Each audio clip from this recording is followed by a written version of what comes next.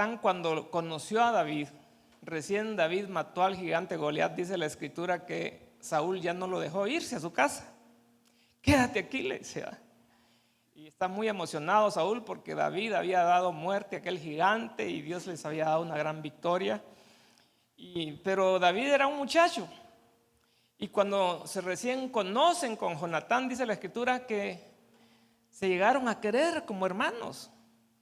Y hermanos, yo quiero que vayamos a esa palabra de Dios solamente para hacer referencia, porque realmente no vamos a hablar de David y Jonatán, sino vamos a hablar más que todo del lugar donde Mefiboset se fue a vivir, a un lugar llamado Lodebar. Pero yo quiero que veamos el pacto que Dios había hecho con Jonatán, que aparece en primer libro de Samuel, capítulo 18.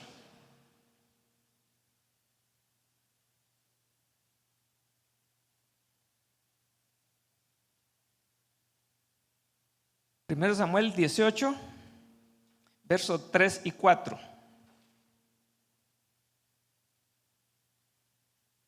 Bueno, voy a leer desde el verso 1 hasta el 4. Dice: aconteció que cuando él, hablando de David, hubo acabado de hablar con Saúl, el alma de Jonatán quedó ligada con la de David y lo amó Jonatán como a sí mismo.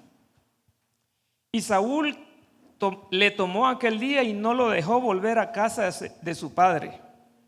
Verso 3: e hicieron pacto Jonatán y David, porque él le amaba como a sí mismo. Y Jonatán se quitó el manto que llevaba y se lo dio a David, y otras ropas suyas, y hasta su espada, su arco y su talabarte. Vean, hermanos, el pacto de amor, de amistad que hace Jonatán con David. Dice que le amó como a sí mismo. Pero no era un amor así, ¿verdad? Como la gente de hoy en día, ¿verdad? Que amor perverso que hay, que no es de Dios. Andan a veces dos hombres tomados de la mano, ¿verdad? Y se dan besitos y los dos barbudos. Qué feo se ve eso, horrible, hermanos. Eso no es de Dios. Pero le amó porque le tuvo un cariño especial. Los dos se amaban, eran como dos gemelos, de tal manera que dice que se quitó sus ropas que él usaba y se las dio a David. Hermanos, ¿se imaginan las ropas que Jonatán, hijo del rey, usaba? No eran unas ropas comunes y corrientes, eran ropas de un príncipe.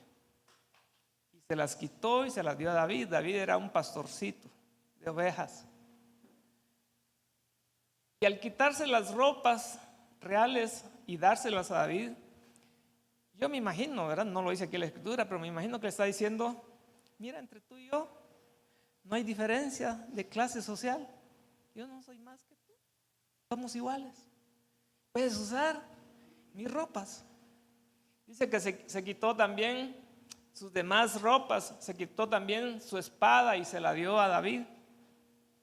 Y hermanos, la espada es símbolo de, bueno, es un arma defensiva, ¿verdad? Y es un arma ofensiva, es para atacar al enemigo.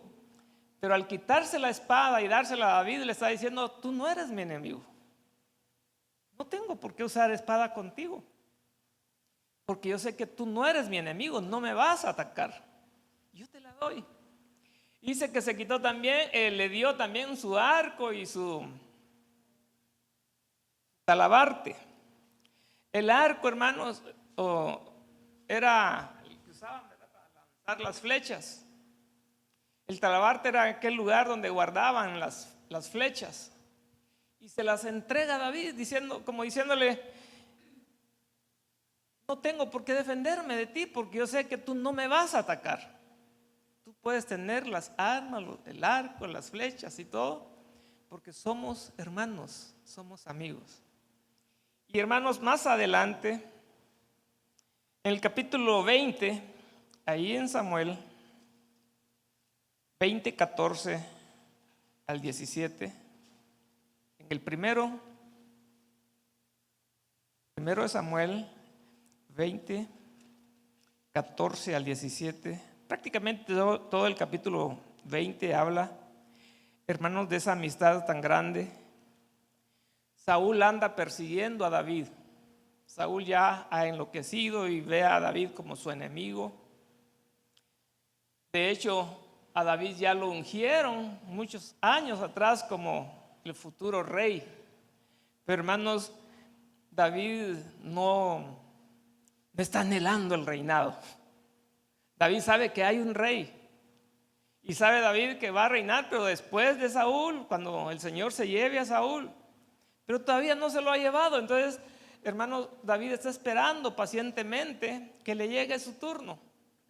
Y hermanos, pero Saúl odia a David. Saúl ve a David como un enemigo, hermanos, porque Saúl, él, me imagino que como padre, él quería que su descendencia, hermanos, heredara el trono. Pero no iba a heredar el trono su descendencia, porque ya Dios le había dicho a Saúl años atrás o tiempos atrás: yo ya me escogí a otro mejor que tú. Ya no serás mi rey en mi pueblo. Me pesa haberte escogido como rey. Y eso se lo había dicho Dios al rey Saúl a través del profeta Samuel. Y hermanos, pero acá en el capítulo 20 del primer libro de Samuel,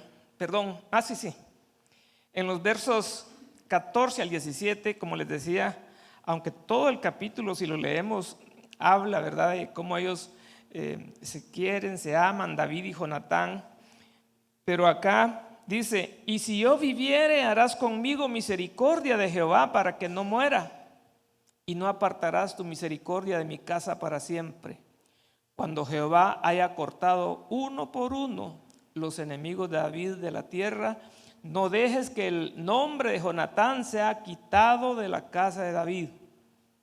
Así hizo Jonatán pacto con la casa de David, diciendo: requiéralo Jehová de la mano de los enemigos de David. Y Jonatán hizo jurar a David otra vez, porque le amaba, pues le amaba como a sí mismo.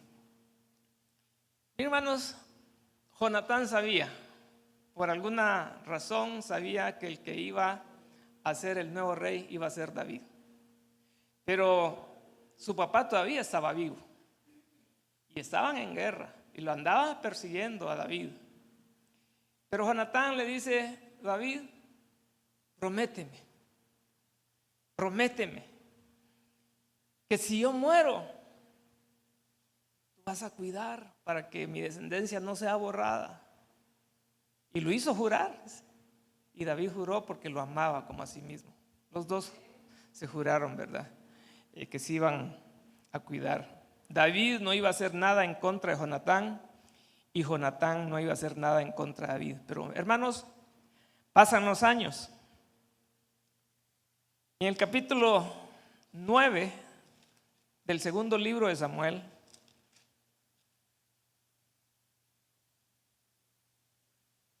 aquí ya está David reinando. Y había muerto Saúl, había muerto Jonatán, y es más, el día que traen la noticia que han muerto el rey y su hijo, dice que le traen la noticia a Jerusalén. Y hermanos, había un niño chiquito de 5 años llamado Mefiboset, y dice que la nodriza, la muchacha que lo cuidaba, dice que salió corriendo, salió huyendo, y el niño se le cae.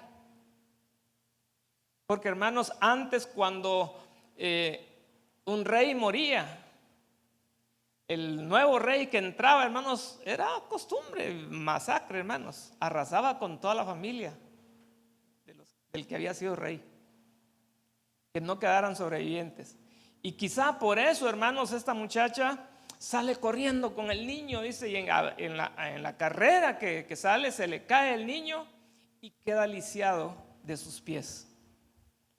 Y hermanos, aquel niño que estaba destinado prácticamente a ser heredero del trono, porque también era del linaje de Saúl, ahora es un pobre muchachito lisiado de sus pies, y se va a vivir a un lugar llamado Lodebar. Y aquí viene el tema del día de esta mañana. Escápate de Lodebar. ¿Cómo se llama el tema? Dice, hermanos, que Lodebar significa lugar árido, lugar de miseria, lugar, hermanos, donde llegaba gente o donde vivía gente que tenía muchos problemas, gente que no tenía recursos, gente que vivía en extrema pobreza, gente que de alguna manera se escondía de la sociedad.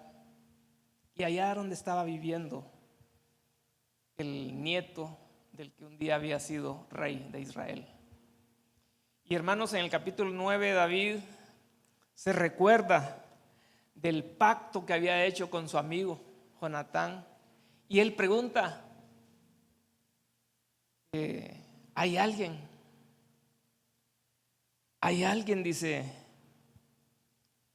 que haya quedado de la casa de Saúl a quien yo le haga misericordia? En el verso 2 del capítulo 9 dice, y había un siervo de la casa de Saúl que se llamaba Siba, al cual llamaron para que viniese a David, y el rey le dijo, ¿eres tú, Siba? Y él respondió, tu siervo. El rey le dijo, ¿no ha quedado nadie de la casa de Saúl a quien haga yo misericordia de Dios? Y Siba respondió al rey, aún ha quedado un hijo de Jonatán, lisiado de sus pies. Entonces el rey le preguntó, ¿dónde está? Y Siba respondió al rey, he aquí, está en casa de Maquir, hijo de Amiel, en Lodebar. Entonces envió el rey David y le trajo a la casa de Maquir, hijo de Amiel, de Lodebar. Y vino Mefiboset, hijo de Jonatán, hijo de Saúl, a David, y se postró sobre su rostro e hizo reverencia, y dijo David, Mefiboset, y él respondió, he aquí tu siervo. Y le dijo David, no tengas temor, porque yo a la verdad haré contigo misericordia por amor de Jonatán tu padre, y te devolveré todas las tierras de Saúl tu padre, y tú comerás siempre a mi mesa. Vean, hermanos, y esto me recuerda la gracia y la misericordia de Dios para con nosotros. Nosotros somos tipo de Mefiboset. Y Mefiboset tenía, porque lo leemos un poquito más adelante, su autoestima por los suelos, porque le dice, ¿quién soy yo? ¿Quién soy yo para que tú te fijes en mí si yo soy un perro muerto? Pero David le dice, no, tú eres el hijo de mi amigo, de mi gran amigo. Tú no eres un perro muerto. Las tierras que eran de tu abuelo Saúl, las cosas que por ley le pertenecían a tu padre y luego a ti, van a ser tuyas nuevamente. Y hermanos, es lo que Dios hace con cada uno de nosotros, porque su grande amor y misericordia es grande. Amén. El enemigo quiso robarnos nuestra identidad, el enemigo quiso robarnos, hermanos, nuestra autoestima, poniéndonos por los suelos, y a veces, hermanos, lo intenta y quizás hasta lo logra temporalmente. Hermanos, pero esta mañana estamos acá en el nombre del Señor para decirles de que no es cierto lo que el enemigo muchas veces dice a nuestras vidas, que no servimos, que no somos capaces, que no somos dignos. Y es cierto, no somos dignos, no somos capaces, no lo merecemos, es cierto. Pero hubo alguien que vino, descendió del cielo y pagó nuestra culpa, pagó nuestras deudas y nos reconcilió para con el Padre, y podemos acercarnos al trono de la gracia y hablar cara a cara con nuestro Dios sin ningún intermediario. No necesitamos, hermanos, visitar a alguien, ir con fulano, con mengano para que me conecte con Dios. No. Ya lo hizo nuestro Señor Jesús, y a través de Jesucristo nosotros tenemos acceso directo para con nuestro Dios y Padre Celestial. Cuando nosotros tengamos una necesidad, cuando nosotros tengamos, hermanos, un aprieto, Cuando nosotros estemos pasando, hermanos, por alguna circunstancia difícil, no nos angustiemos. No estemos ahí pensando, ay, ¿y ahora quién podrá defenderme? Mire, no va a venir el Chapulín Colorado. No va a venir ni Superman, ni el Hombre Araña, ni ninguno de esos. Va a venir Cristo Jesús, hermanos, a rescatarnos, a levantarnos. Dice la Escritura: he aquí yo estoy con vosotros todos los días hasta el fin del mundo. Entonces, hermanos, tenemos a alguien que pagó nuestra deuda, quien se puso en nuestro lugar. Y cuando el enemigo nos quiera acusar delante del Padre Celestial, el Señor Jesús se pone entre Dios y nosotros. Y el enemigo está ahí, pero mira lo que hizo, mira de dónde viene, mira aquí, y empieza a señalar todos nuestros pecados. Pero dice la Escritura que el Señor arrojó a lo profundo de la mar todos nuestros pecados, los hizo alejar de nosotros, así como está el oriente, el occidente, que están totalmente opuestos. Nunca más se acordará de ellos. Y entonces, hermanos, cuando el enemigo venga a querernos acusar, el Señor Jesús se pone, ¿verdad? Y dice: Padre, es cierto, eso era, pero acuérdate que yo di mi vida por ellos. Padre Celestial ahora entonces ve la sangre del Cordero, hermanos, que fue derramada sobre nosotros y que nos quita toda culpa de pecado en el nombre de Jesús. Y eso es precioso, hermanos, porque David restituye las cosas que le correspondían por ley a Mefiboset. Porque David, hermanos, es un tipo, en este caso acá, es como un tipo de lo que Dios hace por nosotros. David le dice: no es posible que tú estés viviendo en aquel lugar de miseria, en aquel lugar donde quizás comes cada 2, 3 días, tal vez una tortillita con sal. Aquí vas a comer banquete todos los días, vas a sentarte a la mesa como los hijos del rey, o sea, como sus propios hijos. Y yo me imagino, como dice un canto, que cuando yo lo escuché por primera vez, mire, el Señor me empezó a ministrar y pasé casi todo el día cantándolo. Aquel canto que dice: un lisiado a la mesa se sentó, con vergüenza sus heridas ocultó, mas al rey no le importó su condición. Bienvenido, hijo mío. El lisiado de la historia era yo, porque el Señor me empezó a ministrar mi vida, mi corazón. Porque, hermanos, nosotros antes de venir a Cristo éramos unos lisiados, con vergüenza, ocultándonos de Dios, porque sabíamos que el ojo de Dios ahí estaba, nos andaba buscando, no para condenarnos, no para acusarnos, sino para mostrarnos su amor y su misericordia. Dice la Escritura: con amor eterno te he amado, por eso te he prolongado mi misericordia. Hermanos, Dios es amor y Dios nos ama con un amor eterno, hermanos. Y mucha gente, hermanos, tristemente huye del amor de Dios, huye del amor de Dios.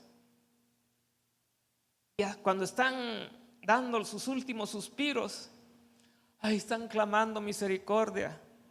Por eso la Escritura dice: acuérdate de Jehová en los días de tu juventud, antes que vengan los días malos y lleguen los años en los cuales digas: no tengo en ellos contentamiento. Es mejor acordarnos de nuestro Dios, hermanos, cuando estamos jóvenes. Podemos darle nuestra vida al Señor, servirle, andar buscando, hermanos, agradarlo a Él, andar en sus caminos, porque eso nos va a guardar de muchas cosas, de muchos peligros, nos va a guardar de accidentes, nos va a guardar de caer en redes que no son buenas. ¿Cuántos jóvenes, hermanos, salen de sus casas peleados con sus padres, salen braviando porque no quieren aceptar, hermanos, los reglamentos, los límites que los padres les están poniendo? Dicen: me voy de la casa, y sí, se van.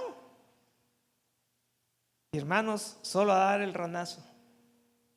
Después les da vergüenza venir, porque tienen vergüenza, porque saben que se fueron mal, que se fueron peleando, y saben que si regresan a sus casas Eh, Quizás los papás los van a regañar, pero no crean, hermanos, uno de padre siempre ora por sus hijos, porque son sus hijos. Y aunque haya hecho lo que haya hecho, uno ora por sus hijos y uno pide por los hijos y Dios bendice, los cuida, los guarda, los Señor, que no les pase nada malo. Sé que andan en malos caminos, Señor, pero ten misericordia. Y hermanos, por la misericordia de Dios, Dios los guarda muchas veces y tienen accidentes y muchas veces hasta resultan en la cárcel y cuánta cosa les pasa, pero por amor a sus hijos, hermanos, el Señor los guarda porque oye las oraciones de sus padres, oye las oraciones de su madre, de su padre, y hermanos, Dios los guarda aunque anden revolcándose en la inmundicia. Hermanos, igual nosotros como padres, yo tenía mi hermano que ahorita, bendito sea Dios, ya no anda en esos caminos, pero él desde bien joven, él buscó una vida muy apartada de los caminos de Dios y le fue muy mal. Y ahora ha regresado al Señor, pero a consecuencia de su mala conducta y de sus malas decisiones, hermanos, ahora anda con un pie hasta aquí nada más. Tuvieron que amputarle todo esto. El otro pie, solo tiene medio pie nada más acá. Solo 2 dedos, los otros 3 tuvieron que cortárselos hasta acá porque le había caído una gangrena y le lograron salvar todo el pie, se lo iban a quitar, pero la misericordia de Dios no permitió que se lo cortaran. El otro pie lo tenía sano, él tenía problema con pero de repente se le empieza a poner mal el otro porque él es diabético, ¿verdad? Y cuando se dan cuenta cómo está, hermano, dijeron, hay que volarle el pie. Y le cortan el pie, hermanos. Y cuando le dejan la cita para curarlo, a ver cómo va, se dan cuenta que la gangrena siguió. Dijeron, hay que volarle el resto, pero ni siquiera fue hasta la rodilla. Tuvieron que quitarla hasta acá arriba. Y ahí está. Ahí anda con una subprótesis que tiene, le está costando adaptarse. Pero un día yo hablando con mi papá, le digo, papá, le digo, pobrecito el Raúl, le digo, papá, mi viejito que tiene 92 años, se le salen las lágrimas y me dice, mira, me dice, yo pudiera, me dice, yo le daba mi pierna a mi hijo.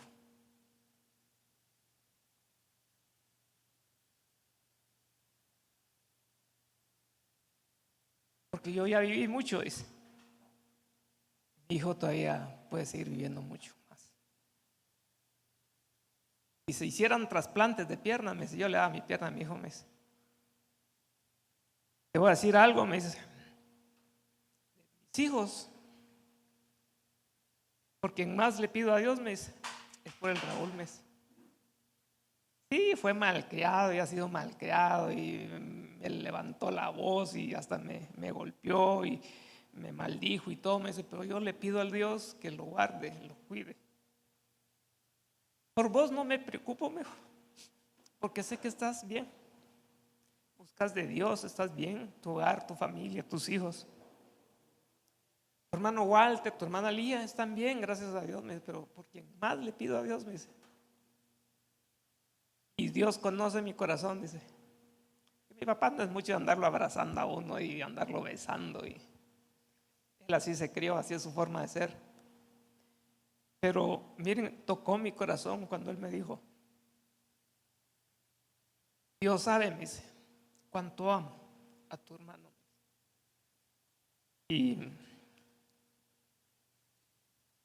no sé por qué le estoy diciendo esto. Amen a su familia, hermanos.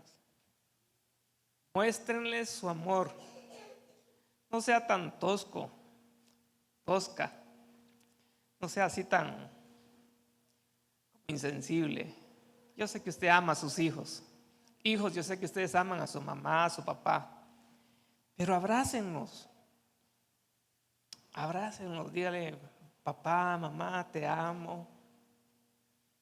Pido al Señor que te dé salud, que te dé muchos años, que Dios te permite estar con nosotros, que logres, los que no tienen hijos, ¿verdad?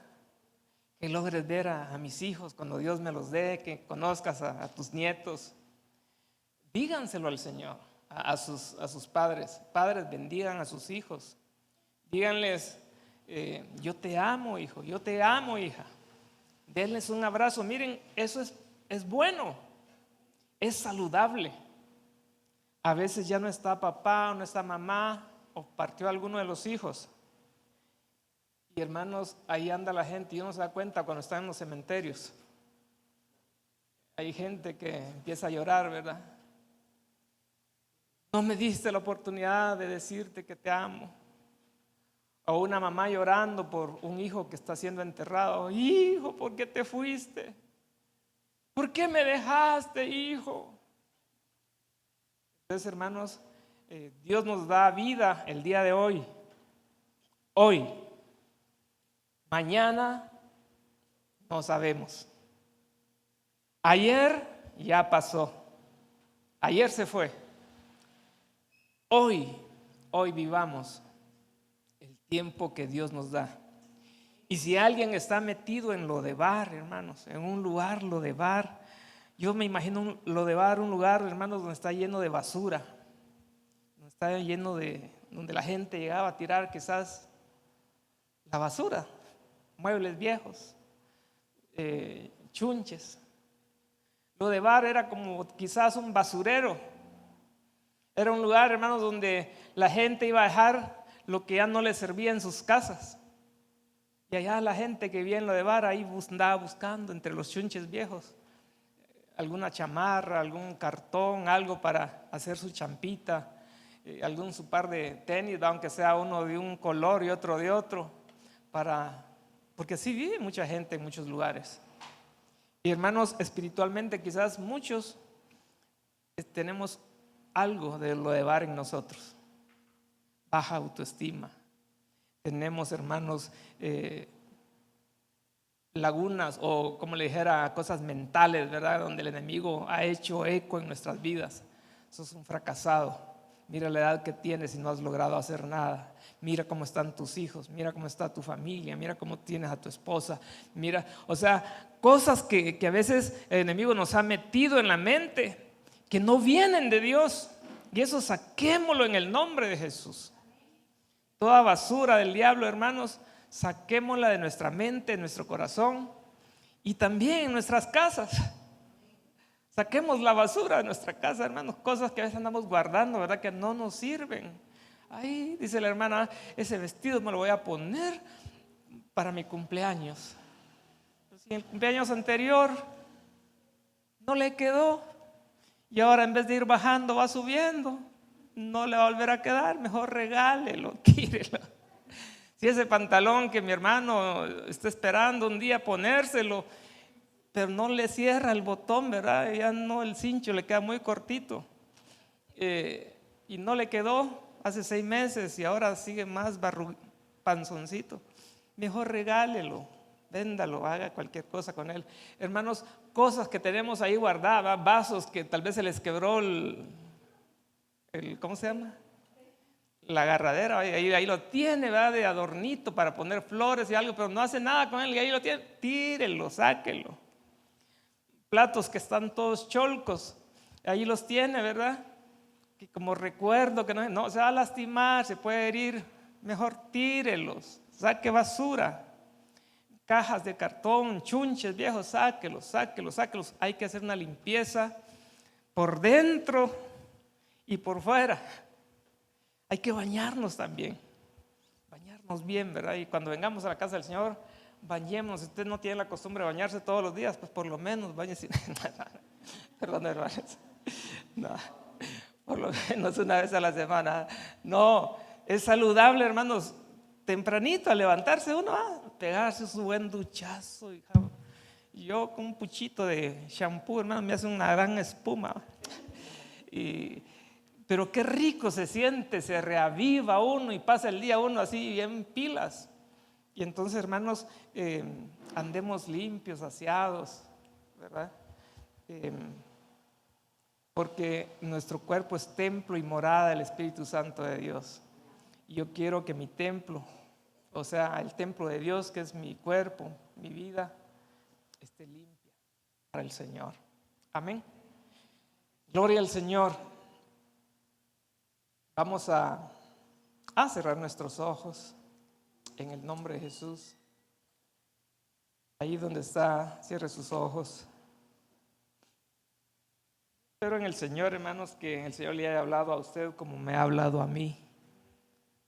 Y que el día de hoy nosotros salgamos de lo de bar. Si hay algunas áreas de nuestra vida que están allá, en ese lugar de tristeza, de miseria, de dolor, hoy salgan en el nombre de Jesús.